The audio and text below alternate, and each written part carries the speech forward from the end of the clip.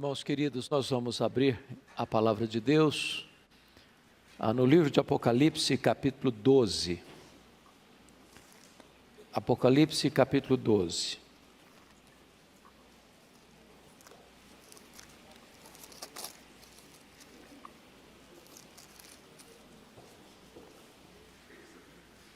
Faremos a leitura do verso 1 ao verso 18, todo este capítulo.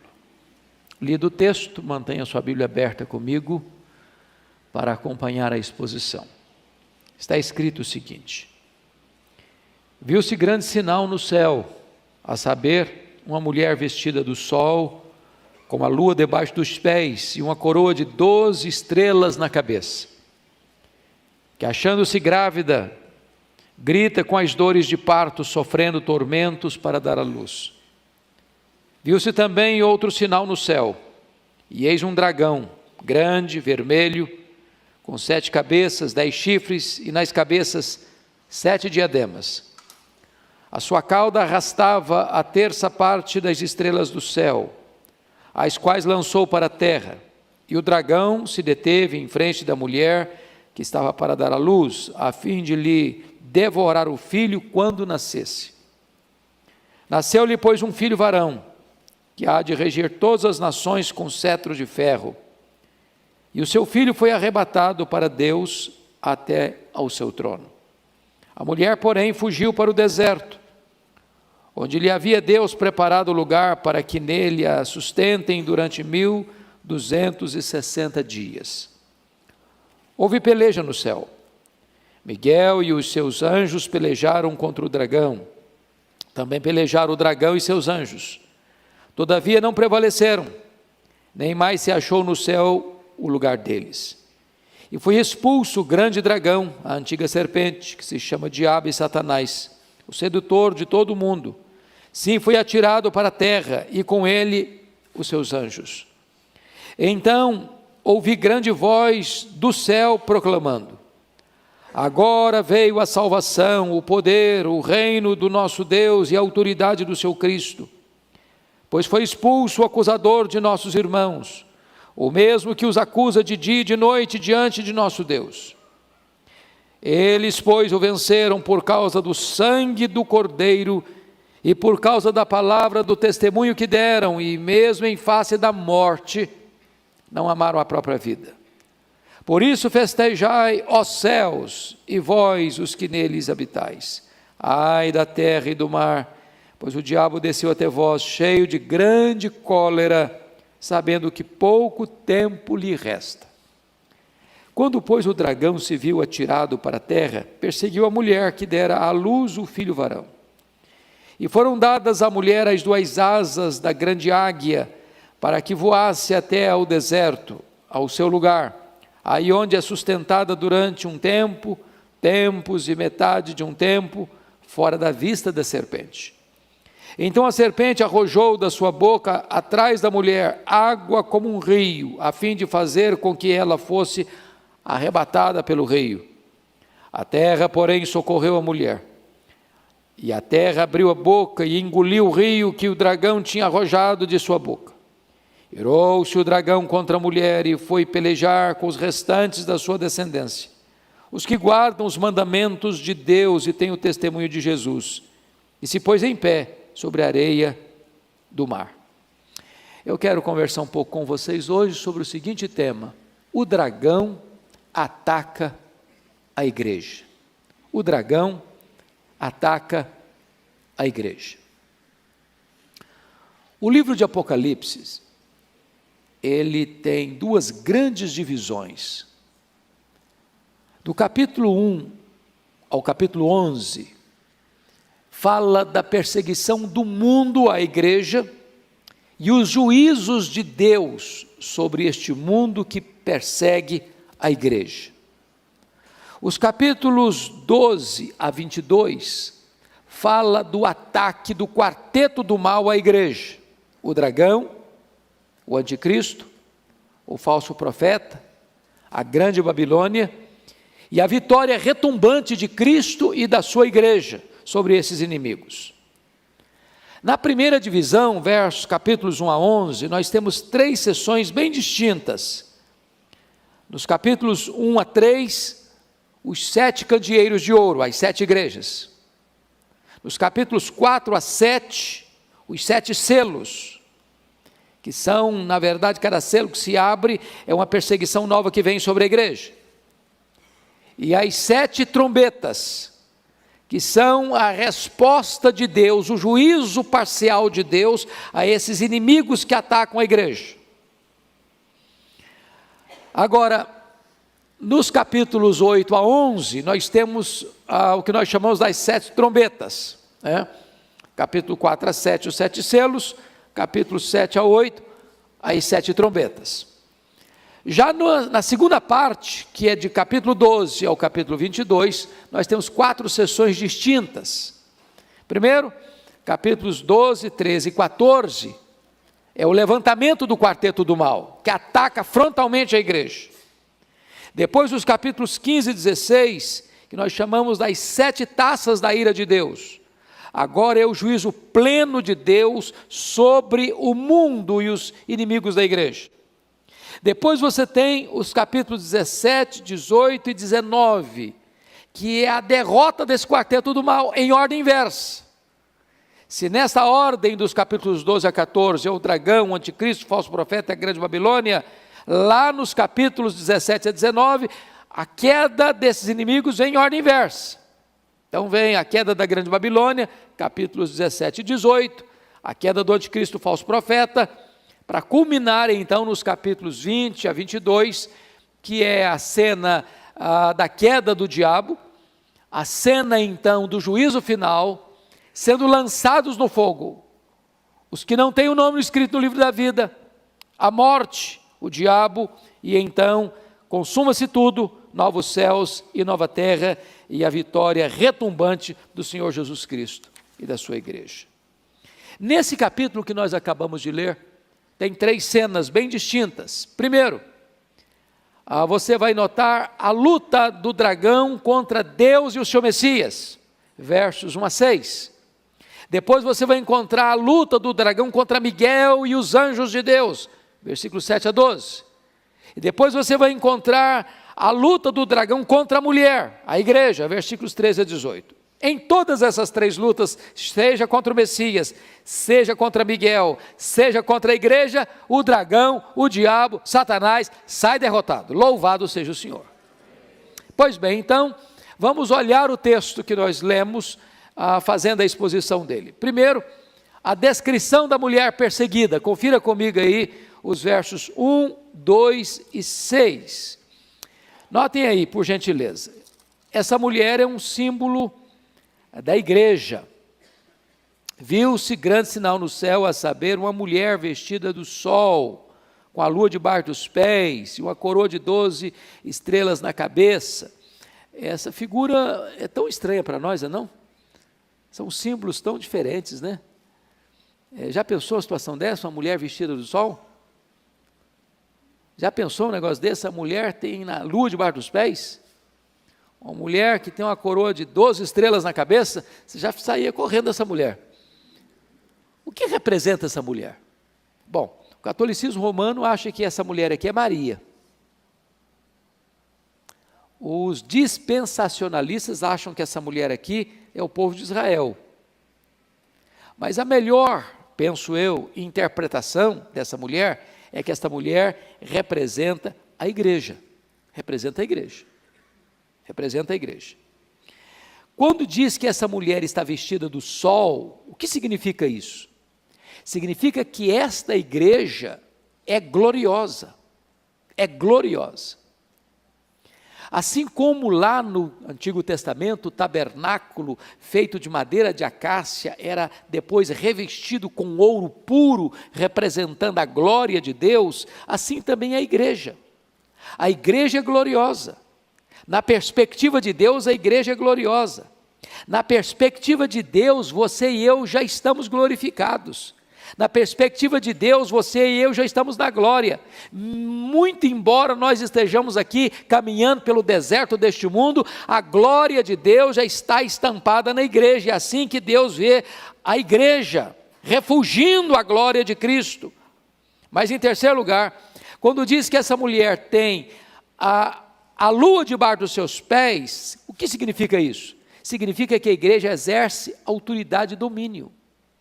Não que a igreja tenha esse domínio em si mesma, mas se o dominador é Cristo, e se nós estamos em Cristo, se nós estamos escondidos com Deus em Cristo, se nós estamos assentados com Cristo nas regiões celestes, logo a igreja tem um exercício de autoridade e domínio espiritual.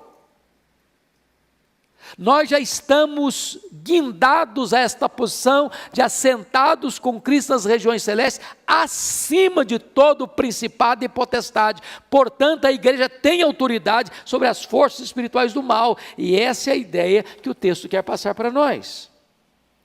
Quando diz que essa mulher tem em sua cabeça uma coroa de 12 estrelas, o que significa isso? Significa que esta igreja é vitoriosa. Vitoriosa, ela está em Cristo, a vitória de Cristo é a sua vitória, a igreja triunfa com Cristo, na mesma nuvem que Cristo vem do céu, a igreja vai para o céu, ela é vitoriosa, louvado seja Deus. Quando diz que essa mulher está grávida, sua grande missão então qual é? A grande missão do povo de Deus ao longo da história foi trazer ao mundo o Cristo segundo a carne. Preste atenção nisso. Cristo entrou na história e Deus preparou um povo. Este povo é o seu povo escolhido, é o seu povo eleito.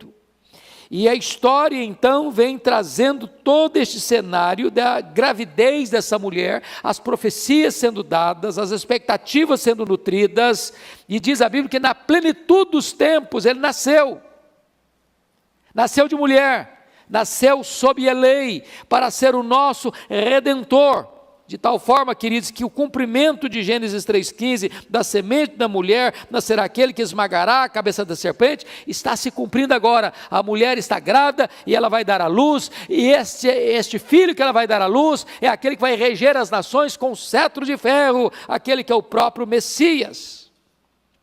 Agora notem comigo, versículo 6.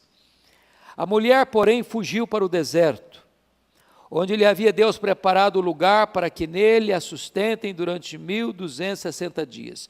Preste atenção que o livro de Apocalipse está todo cheio de símbolos. Você precisa ter muito cuidado para não pegar literalismo nas simbologias do Apocalipse. Portanto, ele não está tratando aqui de 3 anos e meio, ele está tratando de um período completo, onde a igreja está sendo perseguida no deserto, e deserto é um símbolo deste mundo. Na peregrinação nossa aqui, nós estamos sendo perseguidos. Mas note o versículo 14 comigo. E foram dadas à mulher as 2 asas de grande águia, para que voasse até o deserto, ao seu lugar, aí onde é sustentada durante um tempo, tempos e metade de um tempo, fora da vista da serpente. O que significa isso, meus irmãos? O que significa isso? Significa que a igreja, na sua jornada militante, aqui nesse mundo, onde é representado pelo deserto, a igreja é atacada. A igreja é perseguida, a igreja enfrenta a fúria do dragão, mas assim como Deus sela os seus eleitos com o seu selo, protegendo-os, guardando-os, assim Deus dá 2 asas a esta mulher, para que ela fuja para o deserto. São símbolos de proteção. A igreja enfrenta luta, a igreja é provada, a igreja está no deserto, a igreja enfrenta a fúria de Satanás, mas Deus dá, nesse contexto, livramento à sua igreja. Este é o livramento que você e eu recebemos constantemente, meus amados irmãos. Dito isso, vamos ao segundo ponto, que é a descrição do filho da mulher perseguida. Olha comigo o versículo 5. Você pode ler o versículo 5 comigo? Vamos lá? Nasceu-lhe, pois, um filho varão, que há de reger todas as nações, com cetro de ferro. E o seu filho foi arrebatado para Deus até o seu trono. Eu acho que não tem dúvidas de que esse versículo está falando de quem? Jesus Cristo. Jesus Cristo. Então, notem comigo, em primeiro lugar, que o Filho da Mulher é o Messias vencedor. Vencedor. Porque ele vai reger as nações, né? E ele foi arrebatado para Deus até o seu trono. Então, ele não está fazendo uma descrição da humilhação do Filho, ele está fazendo uma descrição da exaltação do Filho, né? É o Messias vencedor. Você pode notar isso no versículo 10. Então veio grande voz do céu proclamando: agora veio a salvação, o poder, o reino de nosso Senhor e a autoridade do seu Cristo. A autoridade do seu Cristo. Pois foi expulso o acusador de nossos irmãos, o mesmo que os acusa de dia e de noite diante do nosso Deus. Então a salvação veio, o poder veio, o reino de Deus chegou, e a autoridade do Cristo é real. Ele é o vencedor. Segundo lugar, o Filho da Mulher é o Messias que completou a sua obra, porque diz o texto que ele, no versículo de número 5, o seu Filho foi arrebatado para Deus até o seu trono. Você que conhece a sua Bíblia, sabe em que contexto ele foi exaltado e arrebatado até o trono. O que diz Filipenses 2? Que ele não julgou como usurpação ser igual a Deus, antes a si mesmo se humilhou, assumindo a forma de servo, e ele se humilhou até a morte, e morte de cruz, pelo que também Deus o exaltou sobremaneira, e lhe deu o nome que está acima de todo nome, para que o nome de Jesus se dobre todo o joelho, nos céus, na terra e debaixo da terra, e toda língua confesse que Jesus Cristo é Senhor, para a glória de Deus Pai. Portanto, note que ele não está tratando aqui da humilhação, ele está tratando aqui já direto da exaltação do Messias. Da exaltação do Messias, fruto de quê? Da sua vitória sobre a cruz, porque foi na cruz que Jesus triunfou sobre os principados e as potestades. Terceiro, o Filho da Mulher é o Messias que subiu ao céu para assentar-se no trono, é o que está escrito no versículo 5. Ele subiu, olha aí comigo, versículo 5, que o seu Filho foi arrebatado para Deus até o quê? Não ao trono, ao seu trono. Ao seu trono. Ele tem um trono. E o que ele está fazendo nesse trono? Ele está regendo, ele está governando, ele está com as rédeas da história nas mãos, ele está governando o universo, ele está governando as nações, ele está governando a sua igreja. E mais do que isso, ele está lá no trono também como nosso grande advogado, o advogado justo, intercedendo por nós. Está lá também como nosso grande sumo sacerdote. Ele está no trono, isso é glorioso, é a vitória do Cordeiro, é a vitória do Messias. Mas em quarto e último lugar, olhe comigo, a vitória do Filho e a expulsão do dragão provocam proclamação de alegria no céu. Olha os versos 10 e 12. Você pode ler comigo de novo o verso 10? Vamos juntos? Então, ouvi grande voz do céu proclamando: agora veio a salvação, o poder, o reino de nosso Deus e a autoridade do seu Cristo, pois foi expulso o acusador de nossos irmãos, o mesmo que os acusa de dia e de noite, diante do nosso Deus. Agora o 12. Por isso, festejai os céus, e vós os que neles habitais, ai da terra e do mar, pois o diabo desceu até vós, cheio de grande cólera, sabendo que pouco tempo lhe resta. Então preste atenção nisso, irmãos. Aqueles que estão no céu estão livres, imunes e fora de qualquer ação de Satanás. Não é possível que alguém que já entrou na glória... O que acontece quando um crente morre, irmãos? O seu espírito é imediatamente aperfeiçoado e entra na glória. Morrer é partir para estar com Cristo. É deixar o corpo e habitar com o Senhor. Então, aqueles nossos que já foram, eles estão completamente livres de qualquer acusação, tentação ou perigo. Louvado seja Deus. Agora, nós estamos aqui ainda na terra. Satanás foi jogado para a terra. E como é que ele está? Com grande cólera. Nós ainda estamos expostos, sujeitos à cólera, à grande cólera do dragão. Ele está perseguindo a igreja, ele está perseguindo a você, ele está seduzindo as nações, está seduzindo o mundo, ele está agindo. Como dizia Hal Lindsey, ele está vivo e ativo no planeta Terra. Alguém tem dúvida disso? Porém, amados irmãos, é muito importante você entender que mesmo nós, estando aqui, e o diabo esperneando, porque ele sabe que ele tem pouco tempo, ele já sabe que está derrotado, e ele já sabe que vai ser lançado no lago do fogo, e ele quer aproveitar o tempo pouco que lhe resta, para atacar a igreja está protegida. Irmãos, isso é glorioso.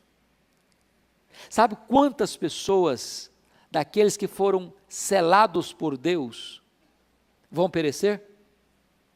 Nenhum. Sabe quantas pessoas que estão lavadas no sangue do Cordeiro, que estão seguras nas mãos de Jesus, vão perecer? Ninguém.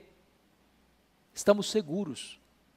Não porque somos fortes, não porque somos autossuficientes, porque aquele que nos salvou, nos redimiu, é aquele que nos segura em sua poderosa mão, e das mãos de Jesus ninguém pode nos tirar. Louvado seja Deus. Mas vamos dar uma olhadinha agora na descrição do dragão. Versos 13 a 16. Primeiramente, olha comigo, versículo 9, 12 e 9. E foi expulso o grande dragão, a antiga serpente, que se chama Diabo e Satanás, o sedutor de todo mundo, sim, foi atirado para a terra e com ele os seus anjos. A primeira coisa que você nota aqui é que o dragão é um ser pessoal. Ele não é uma energia, ele não é uma força negativa, ele não é um mito, ele não é uma lenda, ele não é um mito, um ser mitológico, ele é um ser real. Um ser real. Ele tem sentimentos, porque está cheio de cólera, ele tem inteligência, pois é capaz de seduzir, conforme o versículo 4, e ele tem um objetivo claro. Qual é o objetivo claro dele? Perseguir o Messias, versículo 4, e perseguir a igreja do Messias, versículo 13. Então preste atenção que tem duas coisas perigosas hoje com respeito ao dragão. Primeiro, aqueles que subestimam o poder do diabo. Não, o diabo é uma formiguinha inofensiva. Ou o diabo é um leão desdentado. Ou o diabo já está debaixo dos meus pés mesmo e eu posso fazer a chacota que eu quiser com ele. Cuidado com isso. Cuidado com isso. A Bíblia diz que nós não podemos ignorar os seus desígnios. Porém, não cabe a nós como igreja ficar falando mais do diabo do que em Jesus, dando crédito demais ao diabo. Não, ele é um inimigo perigoso, ele é o grande dragão vermelho, mas ele já está vencido, louvado seja Deus. Notem mais, qual é a grande obsessão dele? Olha o versículo 4 comigo. A sua cauda arrastava a terça parte das estrelas do céu, as quais lançou para a terra, e o dragão se deteve em frente da mulher que estava para dar à luz, a fim de lhe devorar o filho quando nascesse. Então, qual é a grande obsessão de Satanás, do dragão? É destruir Jesus, o que ele não vai conseguir jamais. Então, preste atenção, eu vou repetir isso mais tarde. Quando o diabo persegue a igreja, o que ele odeia não é tanto você, ele odeia Jesus em você. A obsessão dele é Jesus. É por isso que, como Jesus se encarnou, ele vai querer também realizar um simulacro da encarnação no anticristo.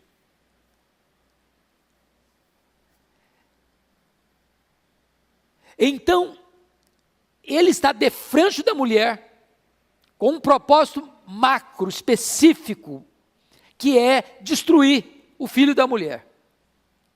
E aí você vai perceber que como ele não logrou êxito nesse processo, porque Jesus o expôs ao desprezo e o derrotou na cruz e venceu a morte e voltou para o céu e derramou o Espírito Santo. Agora ele muda de foco daqui a pouquinho para perseguir o quê? A mulher, que é a igreja. Mas ele não consegue. Ele não consegue. Segundo, o dragão é um inimigo que exerce influência universal. Olha o versículo 3 comigo. Versículo 3.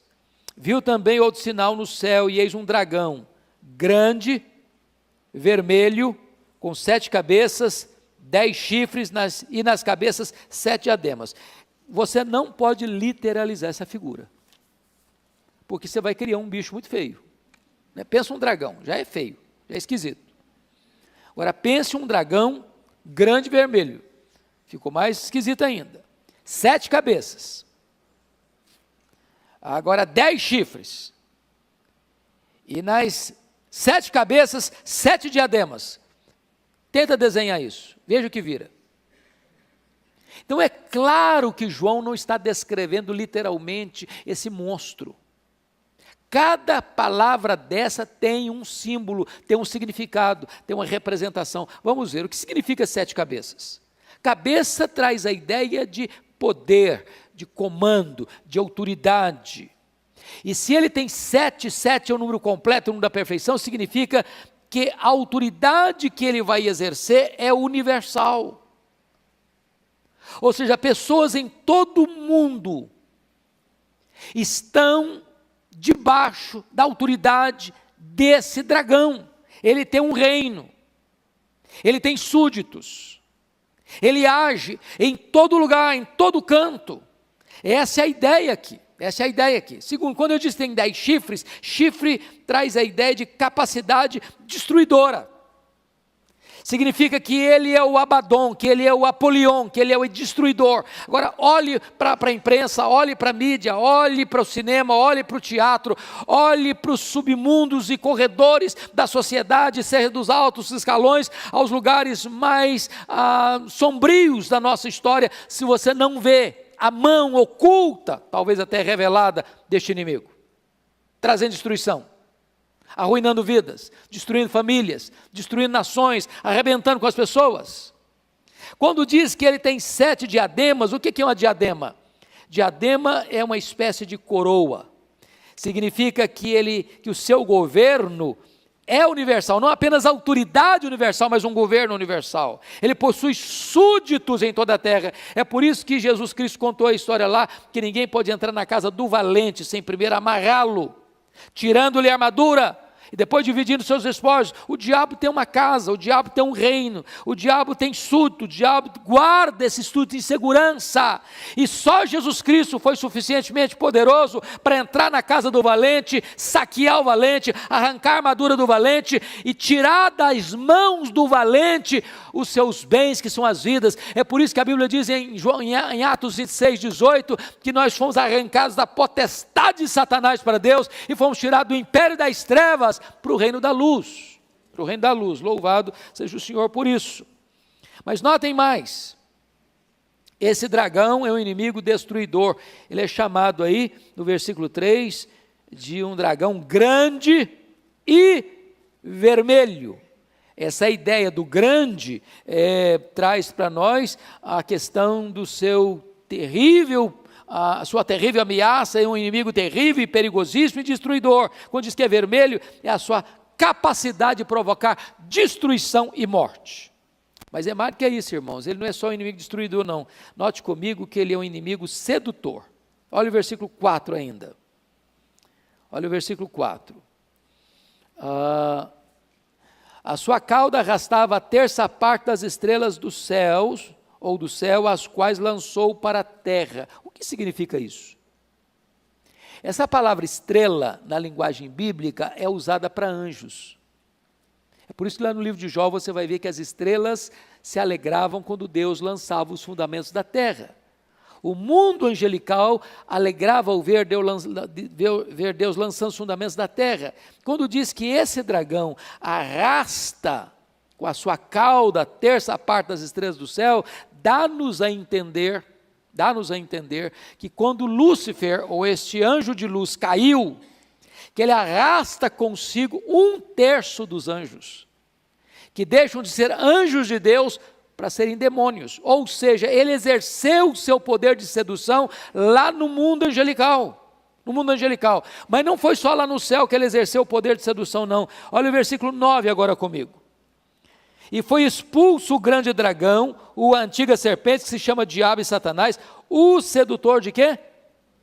De todo mundo.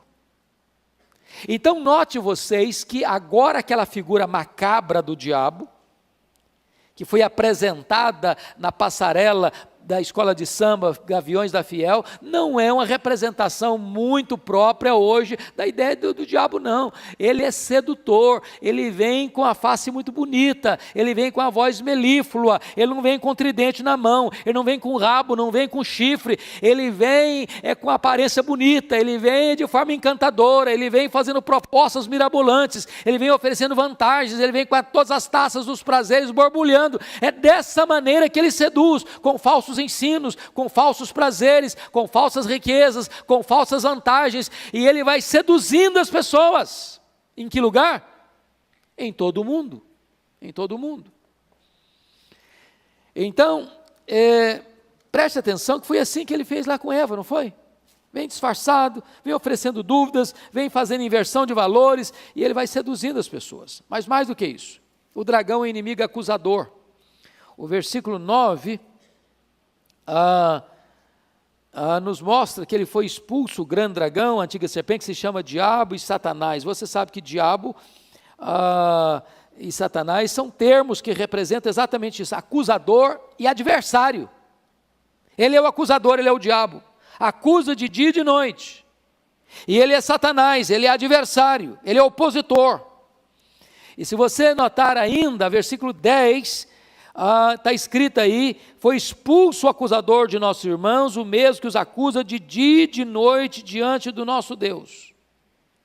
O que eu acho maravilhoso é que, diante das acusações, você tem um defensor, né? Você tem um defensor. Isso me lembra aquele conhecido sonho de Martinho Lutero, quando Satanás apareceu para ele em sonho e mostrou para ele uma lista enorme de pecados terríveis.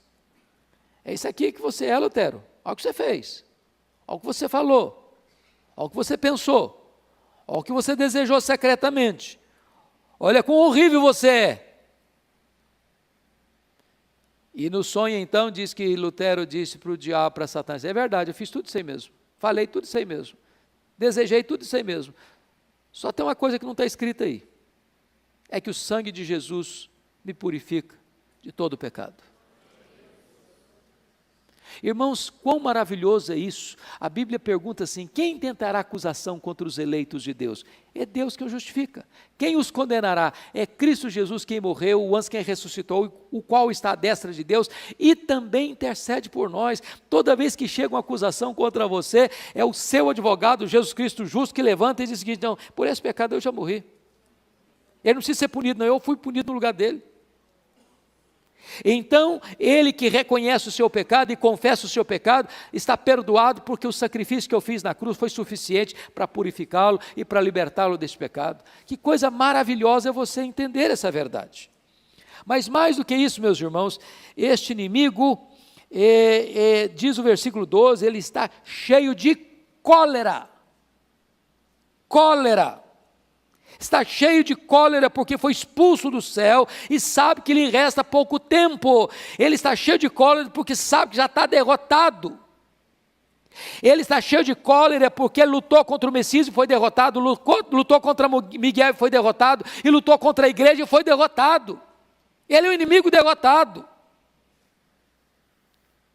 Então é muito importante entender que o que foi feito aqui em São Paulo, no período do carnaval, foi uma afronta ao nosso glorioso Redentor, porque tentou passar uma imagem de Cristo debaixo das botas de Satanás, e não é essa a verdade dos fatos. A verdade dos fatos é que Jesus Cristo é aquele que é a semente da mulher que esmaga a cabeça da serpente. Louvado seja Deus! Mas notem mais, amados irmãos, o dragão é um inimigo limitado. Louvado seja Deus por isso. Primeiro, limitado quanto ao espaço.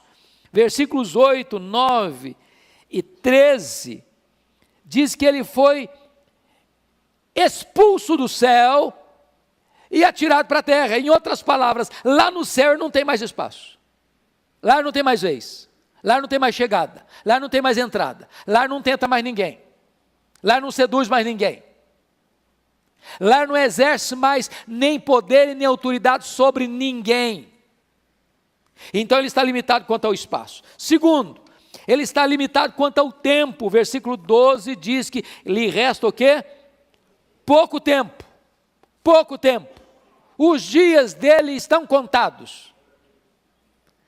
E mais, aqueles que acham que o diabo é o rei do inferno, aquele que manda no inferno, que ele que vai, nada disso, ele que vai ser atormentado no inferno. Ele não tem as chaves do inferno. Ele não tem poder sobre o inferno. Quem tem poder sobre o inferno é o Senhor Jesus Cristo. Lá vai ser o lugar do seu tormento, de dia e de noite, para sempre e sempre e sempre. E mais ainda, irmãos, ele está limitado em relação a poder. Poder. O diabo é vencido por Jesus, no versículo 5. O diabo é vencido pelos anjos, no versículo 7 e 8. E o diabo é vencido pela igreja, versículo 11. Então note isso, irmãos, não tem momento em que ele é vencedor, ele é derrotado, ele é um fracassado. A derrota dele já está lavrada, já está sentenciada. E oportunamente, depois que passar o pouco tempo, diz a Bíblia, que ele vai ser lançado no lago do fogo, onde será atormentado para sempre e sempre e sempre. Pois bem, eu gostaria então de olhar com você qual a intervenção de Deus em favor da igreja nesta batalha contra o dragão. Primeiro, a ação protetora da igreja. Note vocês, no verso 6, que a mulher foge para o deserto. E aí você vai perceber que esse deserto é o local onde a igreja está, este mundo. Mas no versículo 14, foram dadas à mulher as duas asas da grande águia. Estas asas da grande águia significa que quando o dragão ataca a igreja e vem para o deserto, que é onde nós estamos, para atacar a igreja, Deus dá livramento para a igreja do ataque de Satanás. Se Deus não nos desse livramento, irmão, nós não teríamos condições de lutar. Nós não somos fortes o suficiente. Essa é uma luta desigual. Mas Deus dá livramento para a sua igreja, louvado seja Deus. Versículo 16, diz, a terra, porém, socorreu a mulher, e a terra abriu a boca e engoliu o rio que o dragão tinha arrojado da sua boca. Pense você, em quantos rios caudalosos de perseguição vieram contra a igreja ao longo desses séculos, irmãos. Quantas perseguições, quantas fornalhas, quantos martírios, quantas situações adversas, e Deus livra às vezes na morte, e às vezes Deus livra da morte, mas sempre livra, sempre livra. Agora olhe você, a ação interventora dos anjos, versículos 7 e 8, ou peleja no céu, Miguel e os seus anjos pelejaram contra o dragão, também pelejaram o dragão e os seus anjos, todavia não prevaleceram, nem mais se achou no céu lugar para eles. Eu fico impressionado com essa cena. A gente tem que ter cuidado para não romantizar demais, ou não criar nisso um misticismo, mas eu gosto de pensar naquilo que Francis Schaeffer, considerado a mente mais lúcida e interpretativa do século passado, quando ele coloca da seguinte maneira a situação. Pense você numa casa de 2 andares. No andar de baixo é o andar que nós moramos. É o mundo visível, tangível. Você pensa, você fala, você anda, você toca, é aqui. Aí o andar de cima é o que a Bíblia chama de regiões celestes. A nossa luta não é contra carne e sangue, mas contra principados, potestades, dominadores deste mundo tenebroso, forças espirituais do mal nas regiões celestes, no 2º andar. Você não vê, mas ele é real. Você não percebe, mas tem uma luta sendo travada. E diz o texto que o arcanjo Miguel está liderando anjos de Deus nessa batalha, e o dragão está usando os seus anjos caídos nessa batalha.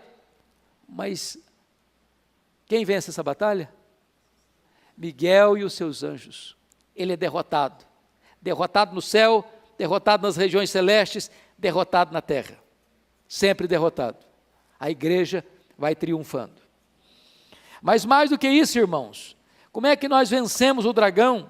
A ação intercessória de Cristo, porque quando você lê no versículo 5, que o Filho foi arrebatado para Deus até o seu trono, voltamos a perguntar, o que ele está fazendo no trono? Ele está no trono com duas figuras principais. Primeiro, como o advogado, o justo. Filhinhos, essas coisas eu vos escrevo para que não pequeis. Se todavia alguém pecar, temos advogado junto ao Pai, Jesus Cristo, o justo. Ele é a propiciação pelos nossos pecados, e não apenas pelos nossos, mas pelos do mundo inteiro. Ou seja, pessoas do mundo inteiro recorrem a Cristo como seu grande advogado, o justo. E então nós temos um intercessor lá no céu, ele está lá intercedendo por nós. Mas diz a Bíblia que ele está lá também como nosso grande sumo sacerdote, que se compadece das nossas fraquezas. Sabe o que significa isso? Quando você está fraco, você está sendo tentado, você não consegue forças em você mesmo para enfrentar as tentações, ou as seduções, ou as pressões desse mundo, e você clama por socorro, o grande sumo sacerdote corre em sua direção e assiste você com a sua intercessão celestial. Então há proteção para a igreja, há vitória para a igreja, há livramento para a igreja na ação intercessória do Senhor Jesus Cristo. Mas eu concluo, último ponto, as armas da vitória da igreja sobre o dragão. Olha comigo o versículo 11. Meus irmãos, isso é glorioso. Olha aí, vamos ler o versículo 11 todos juntos? Eles, pois, o venceram por causa do sangue do Cordeiro e por causa da palavra do testemunho que deram. E mesmo em face da morte, não amaram a própria vida. A igreja vence o dragão por causa do sangue do Cordeiro. Preste bem atenção nisso. Não é porque você é forte, não é porque você é calvinista ou arminiano, não é porque você ora muito, não é porque você lê a sua Bíblia, não é porque você frequenta a igreja. Tudo isso é uma benção. Mas você não vence o dragão dessa maneira. Eles o venceram pelo sangue do Cordeiro. Foi aquele sangue vertido na cruz que desarticulou principados e potestades. Foi lá na cruz que Jesus Cristo derrotou e esmagou a cabeça da serpente. Foi lá na cruz que ele desarticulou principados e potestades e os expôs ao desprezo, à vergonha, ao opróbrio, à derrota, acachapante. É por causa do sangue do Cordeiro. Esse sangue, irmãos, que nos lavou, esse sangue que nos deu livre acesso a Deus, esse sangue que nos torna mais do que vencedores. Estamos cobertos pelo sangue. Assim como o anjo da morte não pôde atingir os primogênitos de Israel, quando viram o sangue no batente das portas, nós também estamos cobertos com o sangue do Cordeiro. A morte não pode chegar, a condenação não pode chegar, o diabo não pode chegar, a destruição não pode chegar, porque o sangue do Cordeiro blinda a nossa alma, o sangue do Cordeiro protege a nossa vida, nós estamos debaixo do sangue o sangue do Cordeiro. Segundo lugar, a igreja vence o dragão por causa da palavra do testemunho. O que significa isso? Palavra do testemunho. Se você perceber, o dragão ele vem para seduzir. A principal objetivo do dragão não é apenas matar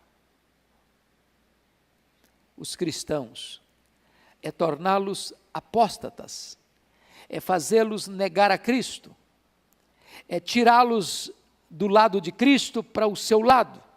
Esse é o propósito dele.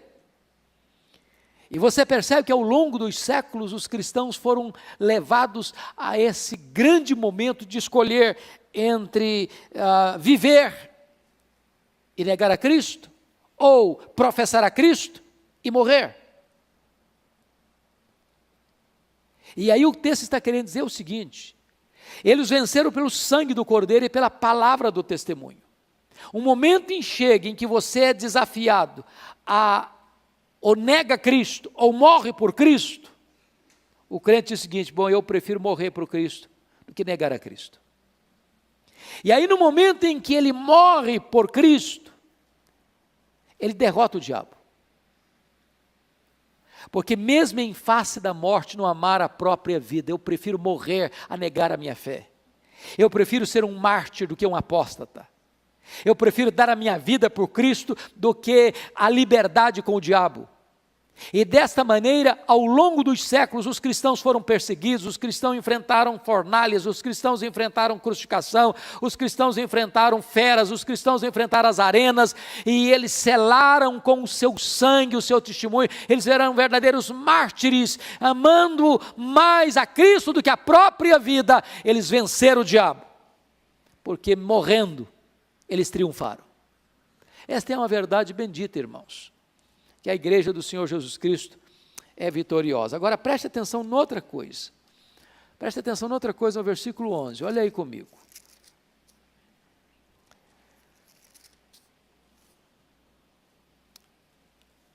Eles, pois, o venceram por causa do sangue do Cordeiro, por causa da palavra do testemunho que deram.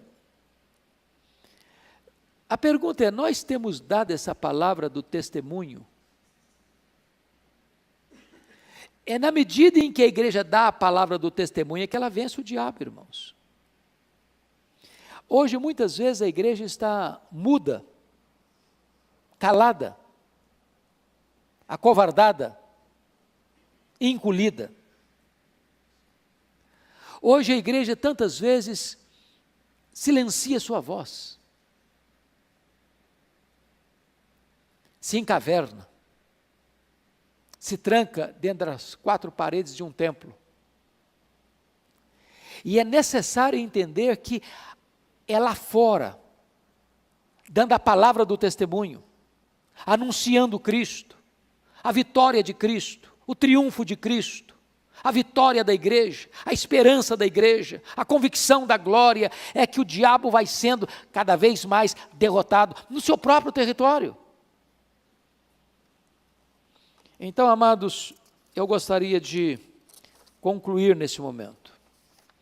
Esse dragão, embora grande, embora vermelho, embora sedutor, embora cheio de cólera, embora tenda autoridade e domínio sobre pessoas no mundo inteiro, ele está derrotado. A vitória da igreja está assegurada. Nós não caminhamos para um final inglório, nós não caminhamos para uma tragédia, nós caminhamos para a consumação gloriosa de Cristo e da sua igreja.